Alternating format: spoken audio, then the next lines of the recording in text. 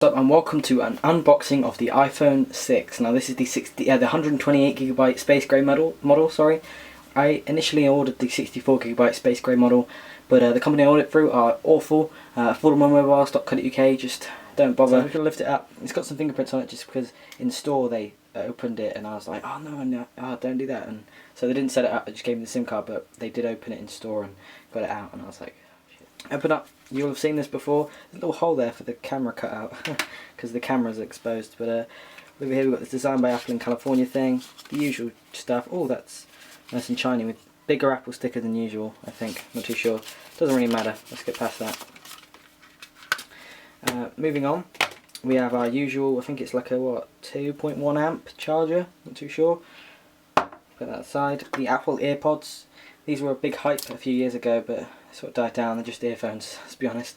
But they do sound good. They are alright for free headphones, I guess.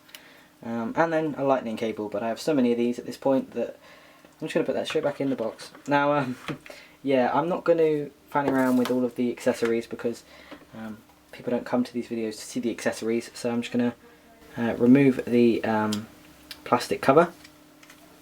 So we'll just peel the back off this aluminium. Now, like I said, this is the space grey model, and it's, in my opinion, the best looking model. So you can see the screen there. That's as clean as that screen is ever going to be. Put it down. Now, because it was already opened, I actually got this out and showed a couple of family members it because I wanted their opinion on the size.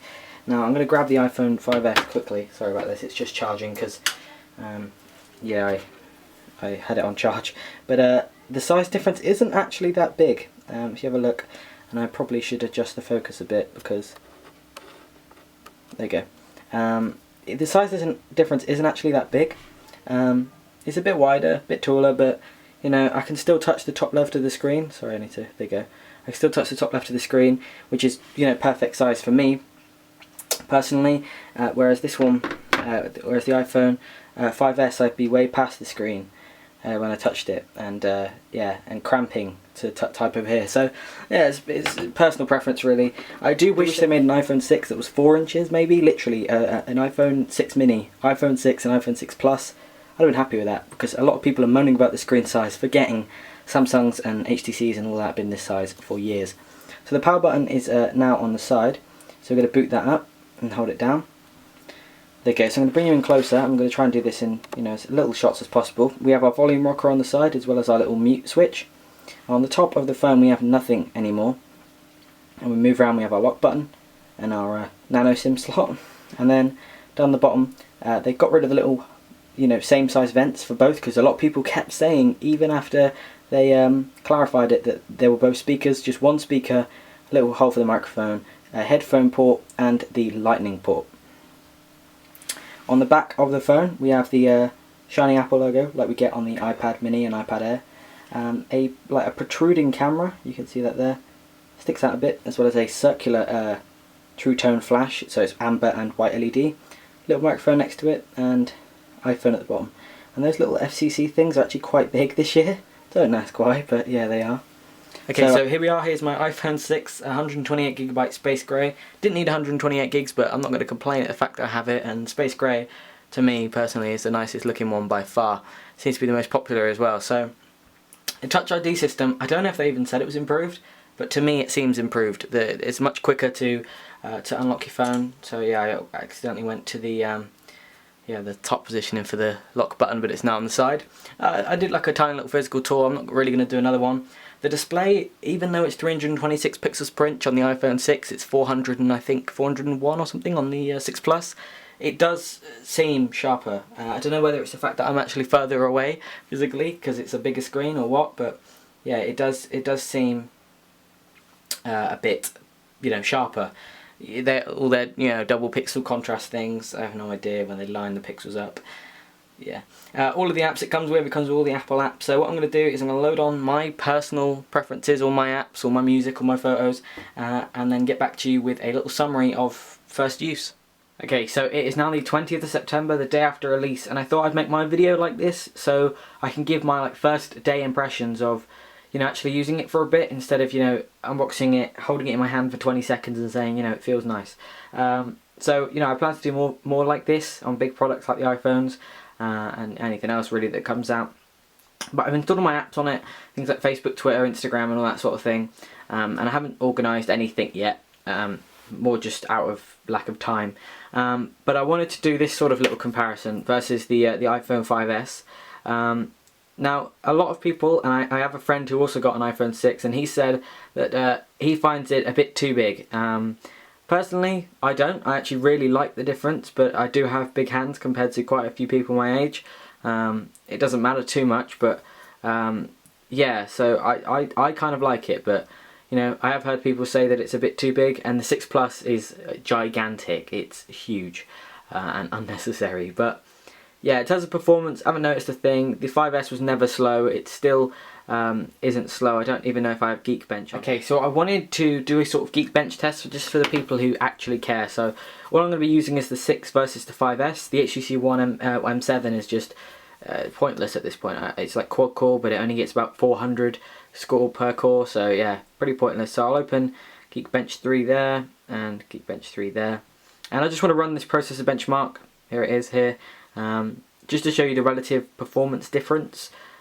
Like I said, I haven't really experienced any point in time where the 6 has lagged less than the 5S did. 5S, like I said, is extremely quick, and even though it's meant to be a bit quicker, the 6 hasn't actually proved itself to me, but maybe this will become apparent in iOS 9 or, you know, whatever comes out next.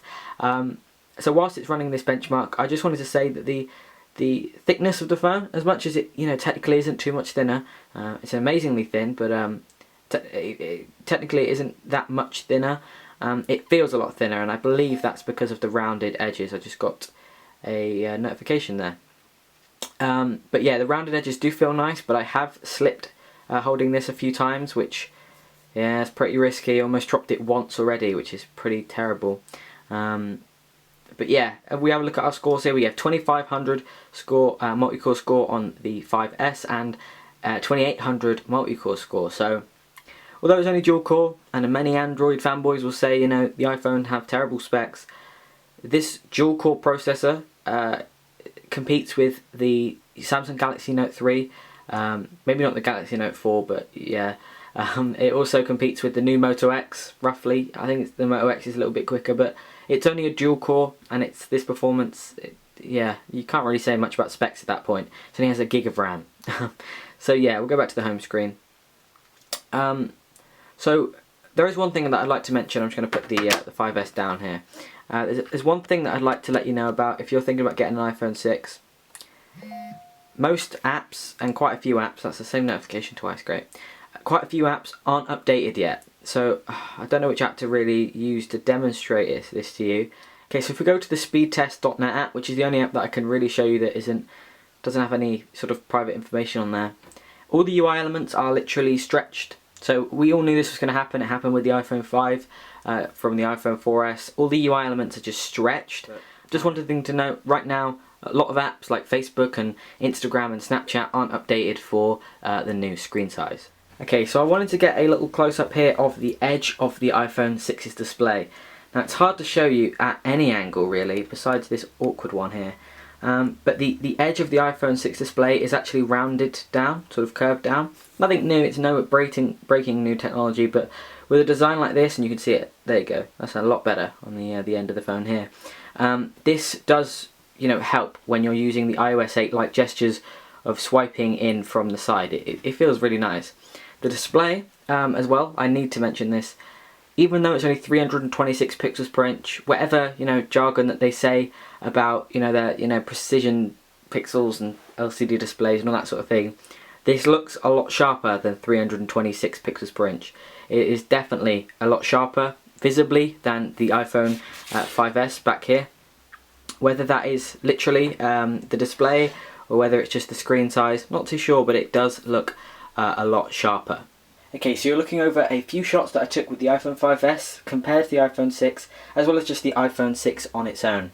Now, I haven't retouched these photos in any way other than cropping. I cropped a few just to get a little bit closer to the subject and see a bit more of the sharpness, but other than that I haven't enhanced them whatsoever. These are just raw as they come out of the iPhone 6. Okay, so the video you're watching now is a little video of a bug shot at 240 FPS on the iPhone 6, and I've got to say 240 FPS is still leaps and bounds better than 120 FPS. It may not sound like it, but it definitely is. Okay, so I thought I'd give you a little video and audio test of the new iPhone 6's 1080p 60 FPS camera.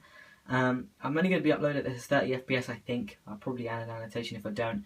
But this is something I've just noticed, and I forgot about in the keynote. But their new autofocusing system actually works. As you can see, I'm not tapping on the phone, but it works, and I'm very surprised about that. I'm sort of very glad it does work, because that's been something that's been a huge pain on iPhones for quite a while. Is the autofocusing, and it's actually very good. So this has just been a little camera and audio test of the back-facing 60 FPS 1080p camera. Okay, so in summary then, this phone is everything that I wanted it to be. It's only been a day, and things could change, but with customizable keyboards, with the better battery life, like I mentioned, it's only been a little bit better. I've had a day, so don't hang on my every word about this, but with updated apps coming soon, this phone is everything I wanted it to be when the 5S came out, and it really just wasn't this phone. So if you want a first day recommendation, would you get this phone? I'd say if you have a 5S, then it's a bit tricky. The performance isn't any better. If you're getting a bit of lag on a 5S, then there might be something wrong with your 5S. But from a 4S, or even a 5, this is a 100% go for it upgrade.